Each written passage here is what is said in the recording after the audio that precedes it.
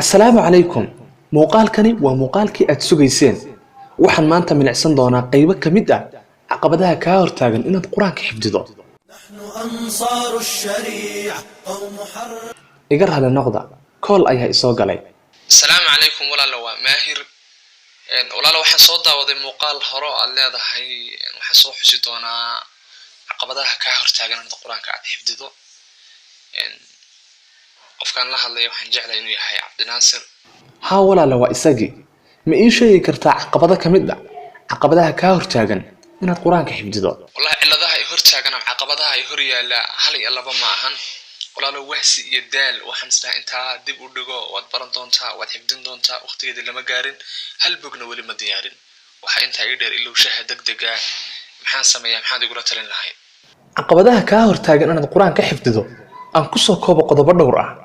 qodobka koowaad wahsi, caajis iyo dib u dhigid.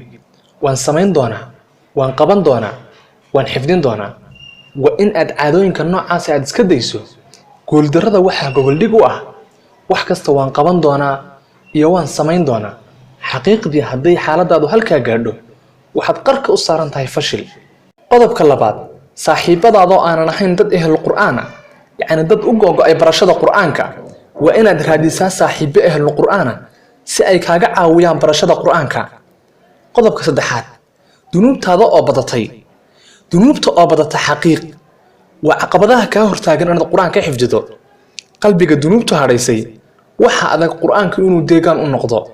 qodobka afraad hilmaamkaaga oo bata, yacni ilowshaha amaba xasuustaadoo yaraata. waa maxay xalka ama dawadu?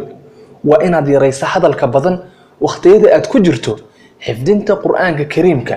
waana waxyaalaha kuu diidaya inaad xifdido qur'aanka.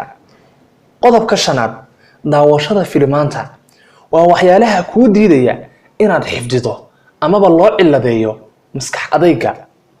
haddii aad qaran cas ku jiito qodobadan, dib u dhigidda, saaxiibka xun, macaasida, hadalka badan iyo daawashada filimaanta, waxaa hubaal ah inaad guul gaadhayso. caqabadaha ku haysta hoos noogu reeb qaybta commentiga. mahadsanid.